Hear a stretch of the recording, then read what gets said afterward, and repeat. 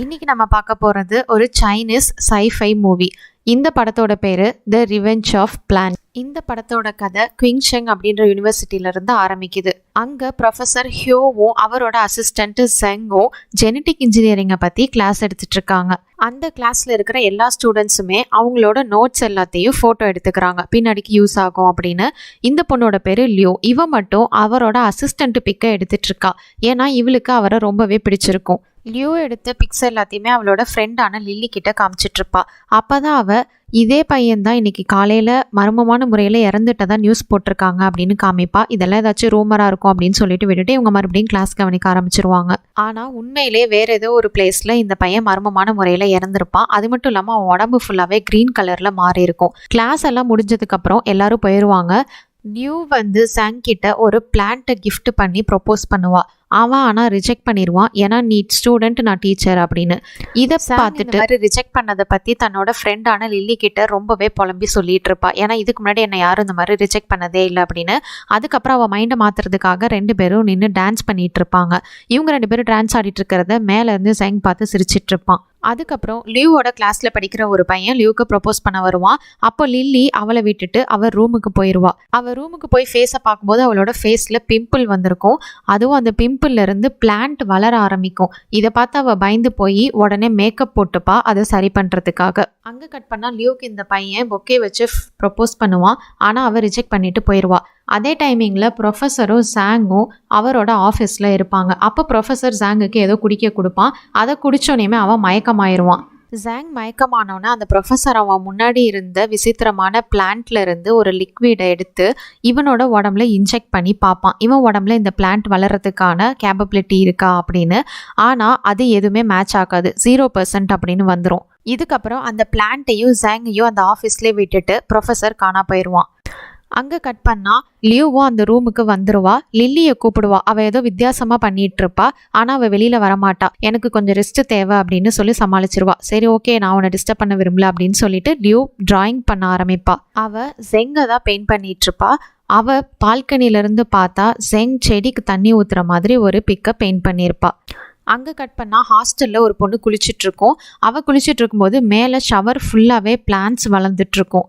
கொஞ்ச நேரத்துக்கு அப்புறம் அந்த ஷவர்லேருந்து தண்ணியே ஃபுல்லாக பச்சை கலரில் வர ஆரம்பிச்சிரும். இந்த பொண்ணு ரொம்பவே பயந்து போய் கத்துவா. அங்கே கட் பண்ணால் லியூ பெயிண்டிங்கை முடிச்சுட்டு ஜாங் வீட்டுக்கு போய் கொடுக்கலாம் அப்படின்னு வீட்டுக்கு போய் கதவை தட்டுவா. ஆனால் அங்கே யாருமே கதவை திறக்க மாட்டாங்க. அப்போ அங்கே வேற ஒரு பொண்ணு வருவா. அவளோட பேர் சியூ மேன்லு. அவள் மேட்டுக்கு கீழே தான் அவன் சாவியை எப்பயும் வச்சுட்டு போவா அப்படின்ற மாதிரி சொல்லுவா. அதுக்கப்புறம் சாவி எடுத்து டோரை திறந்து உள்ளே போவாங்க. அவங்க ரெண்டு பேரும் அங்கே வெயிட் பண்ணிட்டு இருப்பாங்க. இங்கே ப்ரொஃபஸரோட ஆஃபீஸில் ஜாங் கண் முழிச்சிருவான். அவனுக்கு என்ன நடந்தது, இங்கே எப்படி வந்தோம், என்ன ஆச்சு அப்படின்ற எதுவுமே புரியாது. அவன் முன்னாடி இருந்த பிளான்ட்டை மட்டும் எடுத்துட்டு அவனோட ரூமுக்கு அவன் போயிட்டு இருக்கான். இங்கே அவனோட ரூமில் ஷூவும் லியூவும் அவனுக்காக வெயிட் பண்ணிட்டு இருக்காங்க.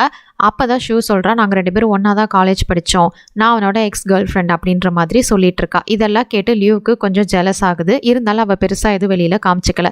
சரி ஓகே, நான் கிளம்புறேன், அவன் வரதுக்கு டைம் ஆகும் போல், நான் வந்துட்டு போனேன்னு சொல்லு அப்படின்னு சொல்லிட்டு ஷூ அங்கேருந்து கிளம்பிடுவா. அவள் போனதுக்கப்புறம் லியூ ஜாங்கோட கம்ப்யூட்டரை ஓப்பன் பண்ணி பார்ப்பா. அவள் நிறைய பாஸ்வேர்ட் ட்ரை பண்ணுவா, ஆனால் கம்ப்யூட்டர் ஓப்பன் ஆகாது. அவள் சிரிச்சுக்கிட்டே அதை பார்த்துட்டு இருப்பா. அப்போ கரெக்டாக ஜாங் அவனோட வீட்டுக்கு வந்துடுவான். அவன் வந்தோடனே இவன் இங்கே இருக்கிறத பார்த்து ஷாக் ஆயிடுவான். நீ எப்படி உள்ளே வந்த அப்படின்னு கேட்கும்போது இது மாதிரி மேட்டுக்குள்ளே சாவி இருந்தது, அதை எடுத்து நான் வந்தேன் அப்படின்ற மாதிரி அவள் சொல்லிட்டு இருப்பா. அதுக்கப்புறம் நீ ஏன் கம்ப்யூட்டரில் அவளோட டேட் ஆஃப் பர்த்தை பாஸ்வேர்டாக வச்சிருக்க அப்படின்ற மாதிரி இவ கேட்பா. இவனுக்கு ஒன்றுமே புரியாது. அப்போதான் லியோ அவனோட கம்ப்யூட்டர் ஓப்பன் பண்ணி என்னோட லில்லியோட பிக்சரும் கம்ப்யூட்டரில் இருக்குது அப்படின்ற மாதிரி காமிச்சிட்டு இருப்பா. இதுக்கப்புறம் ஜாங் லியூவை அவனோட பால்கனிக்கு கூட்டிகிட்டு போய் ஃபுல்லாக பிளான்ஸாக இருக்கும். இது எல்லாமே கொடுத்தது சியூ தான் அப்படின்ற மாதிரி சொல்லிட்டு இருப்பான். அவளை நான் எவ்வளோ லவ் பண்ணேன் அப்படின்றத பற்றிலாம் அவன் சொல்லிட்டு இருப்பான். ஆனால் அவளுக்கு ஒரு பெரிய ஃபாரின் கம்பெனியில் வேலை கிடைச்சோன்னே என்னை விட்டுட்டு போயிட்டா அப்படின்ற மாதிரி ஃபீல் பண்ணி சொல்லிட்டு இருப்பான். இது எல்லாத்தையும் கேட்டு லியூ கோச்சிட்டு அங்கேருந்து கிளம்ப பாப்பா. அப்பா ஜாங் அவள் பின்னாடியே ஓடி வந்து உன்னை எனக்கு பிடிக்கும் அப்படின்ற மாதிரி சொல்கிறான். இதை கேட்டு அவளுக்கு ரொம்பவே ஹாப்பி ஆகுது. ஆனால் நான் டீச்சர், நீ ஸ்டூடெண்ட் அப்படின்ற மாதிரி அவன் சொல்லிட்டு இருக்கான். சரி, நான் என்னோட கிராஜுவேட் முடிச்சுட்டு நம்ம ரெண்டு பேரும் சேர்ந்துக்கலாம் அப்படின்ற மாதிரி இவ சொல்கிறா. அதுக்கு அவனும் ஒத்துக்கிறா. ஜாங் ப்ரொஃபஸர் ஆஃபீஸ்லேருந்து எடுத்துகிட்டு வந்த பிளான்ட்டை இவளுக்கு கிஃப்டாக கொடுக்குறான். இவ அதில் தண்ணி ஊற்றி வளர்த்துட்டு இருக்கா. அப்படியே அவள் தண்ணி ஊற்றும் போது கையில் அடிபட்டுருது. அதனால அங்கே பேண்டேட் போட்டு அதை கவர் பண்ணிக்கிறா. இதுக்கப்புறம் லியூ லில்லியை கூப்பிட்டு பார்க்குறா. அவனா எந்த ரெஸ்பாண்டுமே பண்ணலை. சரி அவள் தூங்கிட்டா போல அப்படின்னு விட்டுறா. இவளும் லைட் ஆஃப் பண்ணிட்டு தூங்குறா. இவள் லைட் ஆஃப் பண்ணிட்டு தூங்கினோனையுமே அந்த பிளான்ட்டோட ரூட் எல்லாமே க்ளோ ஆக ஆரம்பிக்குது. ஏன்னா அதோட ரூட் க்ளோயிங் ரூட் தான். அதுக்கப்புறம் அந்த பெட்டு ஃபுல்லாக பிளான்ஸாக வளர்கிற மாதிரி தோணுது. எந்திரிச்சு பார்த்தா இது எல்லாமே கனவு.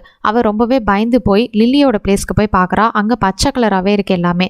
மெதுவாக போய் ஸ்க்ரீனை விளக்கிட்டு பார்க்குறா. அங்கே லில்லி இறந்து போயிட்டா. இதை பார்த்து அவள் ரொம்பவே பயந்து போய் அங்கேருந்து கத்திட்டு ஓடுறா. இதுக்கப்புறம் லில்லி எப்படி இப்படி மர்மமான முறையில் இறந்தா அப்படிங்கிறத பற்றி போலீஸ் இன்வெஸ்டிகேட் பண்ணிக்கிட்டு இருக்காங்க.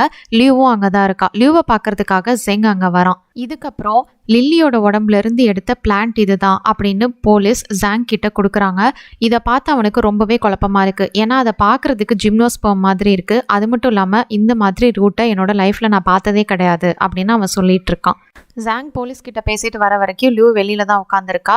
அவ ஆப்போசிட்ல நிக்கிற க்ரௌட்ல ஷூ வெயிட் பண்ணிட்டு இருக்கிறத பாக்குறா. அவள் அப்படி பார்த்துட்டு இருக்கும்போது சாங் அங்கே வந்துடுறான். அது மட்டும் இல்லாமல் நீ காலையிலேருந்து எதுவுமே சாப்பிடல, அதனால ஏதாச்சும் சாப்பிடு அப்படின்னு அவளுக்கு ஏதோ வாங்கிட்டு வந்து கொடுக்குறான். இதே டைமிங்கில் காலேஜை விட்டு யாருமே வெளியில் போக வேண்டாம் அப்படின்னு நியூஸ் அனௌன்ஸ் பண்ணிட்டு இருக்காங்க. ஏன்னா ஏதோ ஒரு வைரஸ் பயங்கரமாக தாக்கியிருக்கு, அதனால யாருமே இப்போதைக்கு வெளியில் போக வேணாம் அப்படின்ற மாதிரி சொல்லிட்டு இருக்காங்க. இவங்க 2 பேரும் அங்கேருந்து வெளியில் கிளம்பும்போது அவளுக்கு ஏதோ ஹாலுசினேஷன் தெரியுது.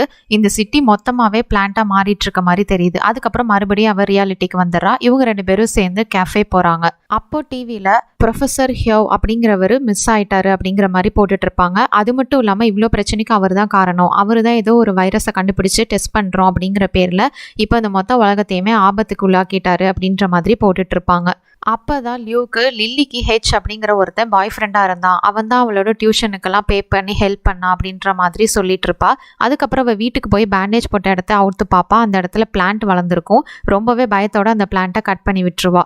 இதுக்கப்புறம் ஒருத்தன் ட்ரெஸ்ஸு ஃபுல்லாக கவர் பண்ணிவிட்டு ஃபேஸ் மாஸ்க்லாம் போட்டுட்டு சங்கிட்டையும் அந்த பொண்ணுக்கிட்டேயும் வந்து நீங்கள் 2 பேரும் உடனே ஜிம்னாசியம் போங்க, டெஸ்ட் பண்ணி சுத்தப்படுத்தணும் அப்படிங்கிற மாதிரி சொல்லிட்டு இருப்பான். யூனிவர்சிட்டியில் இருக்கிற எல்லாருமே ஜிம்னாசியம் வந்து டெஸ்ட் பண்ணிக்கணும் அப்படின்ற மாதிரி அனௌன்ஸ்மெண்ட் பண்ணிட்டு இருப்பாங்க.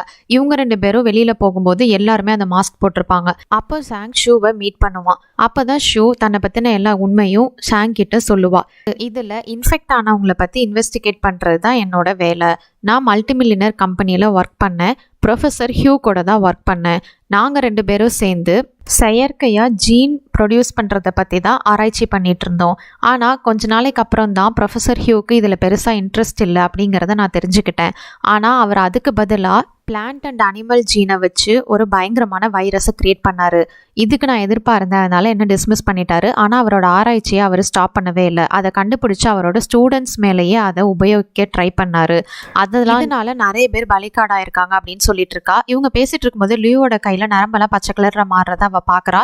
இதுக்கு மேலே நம்ம இங்கே இருக்கக்கூடாது அப்படின்னு சொல்லிட்டு லியூ அங்கேருந்து கிளம்பிடுறா. லியூ போகிறத பார்த்துட்டு ஜாங்கும் அங்கேருந்து கிளம்பி ஓடிட்டு இருக்கான். இதே டைமிங்கில் பிளான்ட்டால் அஃபெக்ட் ஆகி அங்கே ஒரு இருப்பா. இவங்க எல்லாரும் சேர்ந்து அவளை காப்பாற்ற தான் முயற்சி பண்ணுவாங்க.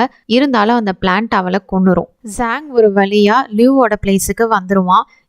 நீ என்கிட்ட இருந்து தள்ளியே இரு, ஏன்னா எனக்கு இன்ஃபெக்ட் ஆக ஆரம்பிச்சிருச்சு அப்படின்னு அவளோட நரம்பெல்லாம் பச்சை கலரில் மாறி இருக்கிறத காமிப்பா.